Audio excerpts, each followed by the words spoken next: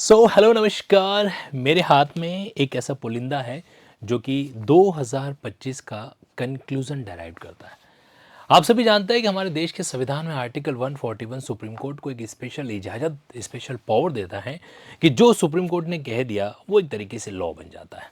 यानी कि आप कह सकते हैं कि सुप्रीम कोर्ट की लेजिस्लेटिव पावर है। और साथ ही साथ में एक सिद्धांत है कि ignorance of law is no excuse.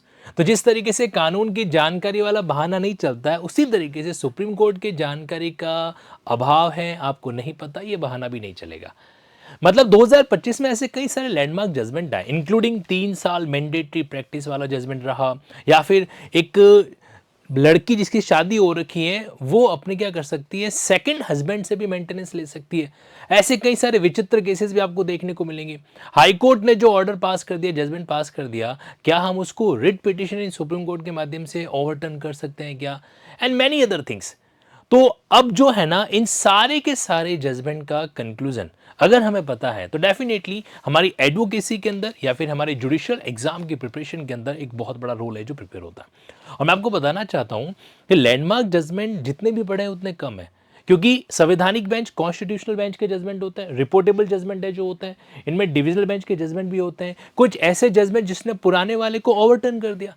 अब सोचिए कि अगर आपको अर्जुन पंडित राव का जजमेंट नहीं पता है और आप इलेक्ट्रॉनिक एविडेंस के केस में बसनीर के जजमेंट का निर्णय अपनी एडवोकेसी में यूज कर रहे हैं, तो क्या कोर्ट आपको डांट नहीं लगाएगा? 100% लगाएगा। और पता है, एक लेटिन वर्ड है पैर इंक्यूरियम, इसका मतलब पता है क्या होता है? इसका मतलब यह है कि अगर कोई भी डिसीजन ट्रायल कोर्ट का, अगर आप जज बन जाते हैं और आपने कोई ऐसा निर्णय दिया जिसमें आपने सुप्रीम कोर्ट के किसी पुराने जजमेंट को जाने अनजाने में अनदेखा कर दिया, तो उस केस में आपका वो जो जजमेंट है वो पेर इंकूनियम हो जाता है। मतलब उसका कोई अस्तित्व नहीं रहेगा, वो चैलेंजेबल हो जाता है। अब सोचो, जज बनने के बाद अगर हमारा ही कोई जजमेंट इस बेसिस पर टर्न हो जाए या फिर आगे जाके सेटिस्फाइड हो जाए क्योंकि आपने सुप्रीम कोर्ट के पुराने किसी जजमेंट का ध्यान में नहीं रखा, तो कितनी बेइज्जती वाला सीन हो जाएगा। तो अगर आप एक जुडिशियल एग्जाम के एस्पिरेंट है या फिर अगर आप एक प्रैक्टिसिंग एडवोकेट है, तो ध्यान रखना, जो ये लैंडमार्क जजमेंट होते हैं ये हमारे लिए बहुत क्रूशियल रोल है जो प्ले करता है।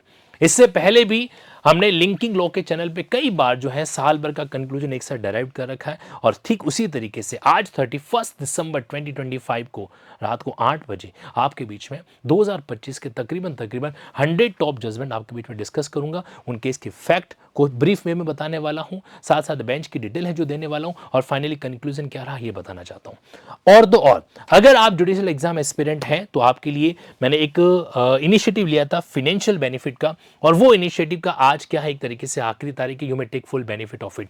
यानी कि आप जो है जुडिशरी, यूपीएससी का लॉ सेगमेंट, एडवोकेसी का प्रैक्टिकल ओरिएंटेशन, प्रोसिक्यूटिंग ऑफिसर की तैयारी और नेट एग्जाम का प्रिपरेशन, ये 5 in 1 चीज क्या कर सकते हैं, लिंकिंग ऐप पर एक साथ डील जो कर सकते हैं। इसका जो रेगुलर प्राइस रहता है वो 85,000 एंड जीएसटी रहता है, लेकिन चूंकि आप लोगों के लिए 50% फाइनेंशियल कंसेशन दे रखा है, हैप्पी न्यू ईयर कोड के साथ में जो कैंडिडेट्स नीडेड है वो कैंडिडेट इसका बेनिफिट है जो ले सकते हैं with happy new year code. आज रात को 12 बजे तक आपके लिए एक्टिव है जो रहेगा।